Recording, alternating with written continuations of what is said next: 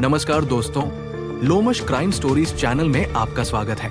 यहाँ हर कहानी में होता है खून, धोखा और साजिश का सच, जिसमें किरदार आम होते हैं पर अंजाम खौफनाक। क्यों होता है जुर्म, कौन बनता है शिकार और कौन छुपा होता है इसके पीछे? हर एपिसोड में हम सच्चाई को सामने लाते हैं। चैनल को सब्सक्राइब जरूर कर लीजिए, साथ में बेल आइकन को दबाएं, जिससे आने वाली कहानी सबसे पहले आप तक पहुंचे। आज की जो कहानी मैं आपको सुनाने जा रहा हूं, वो सच्ची कहानी है राजस्थान के धौलपुर जिले के निहालगंज थाना क्षेत्र की, जहां चरण विहार कॉलोनी में रहने वाले गंगा सिंह और उसकी पत्नी कोमल अपने 2 बच्चों के साथ रहते थे। बाहर से ये परिवार पूरी तरह सामान्य और खुशहाल नजर आता था, लेकिन घर के भीतर लंबे समय से अविश्वास और शक की एक खामोश कहानी चल रही थी। शादी के बाद से ही गंगा सिन्हा को अपनी पत्नी के चरित्र पर संदेह था। गंगा ठेकेदारी का काम करता था, जिसके कारण उसे अक्सर 15-20 दिन के लिए घर से बाहर रहना पड़ता था, जबकि कोमल घर पर अकेली रहकर बच्चों की देखभाल करती थी। दरअसल कोमल की शादी सन 2013 में गंगा से हुई थी, लेकिन शादी से पहले उसका गजेंद्र नाम के युवक से प्रेम संबंध था। शादी के बाद भी ये रिश्ता पूरी तरह खत्म नहीं हुआ। गंगा को इसका अंदेशा तब और पक्का हो गया जब शादी के करीब 1 साल बाद उसने कोमल के पास 2 मोबाइल फोन देखे।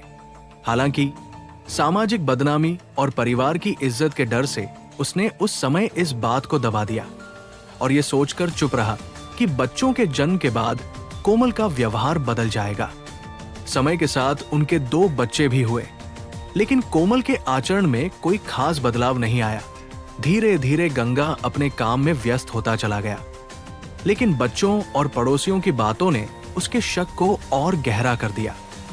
बच्चे अक्सर बता देते थे कि गंगा की गैर मौजूदगी में घर पर एक आदमी आता है। पड़ोसियों से पूछताछ करने पर उन्होंने भी इसी तरह की आशंका जताई। गंगा समझ चुका था कि वो व्यक्ति गजेंद्र ही है। दिसंबर महीने में गंगा काम के सिलसिले में गुजरात चला गया। इस दौरान जब वो कोमल को फोन करता तो वो अक्सर कॉल उठाने से बचती थी, जिससे उसका शक और मजबूत होता चला गया। 4 जनवरी सन 2026 को गंगा अचानक घर लौट आया। घर पहुंचते ही उसने कोमल को एक व्यक्ति से वीडियो कॉल पर आपत्तिजनक हालत में बात करते हुए देख लिया। ये दृश्य उसके लिए असहनीय था। गुस्से में आकर उसने डंडा उठाया और कोमल के साथ मारपीट शुरू कर दी। करीब 1 घंटे तक चली इस हिंसा के बाद वो घर से बाहर चला गया। अगले दिन 5 जनवरी को उसने एक बार फिर कोमल के साथ मारपीट की, जिस पर कोमल ने आगे से ऐसा न करने का वादा किया। लेकिन 6 जनवरी की रात कोमल एक बार फिर गजेंद्र से फोन पर बात कर रही थी।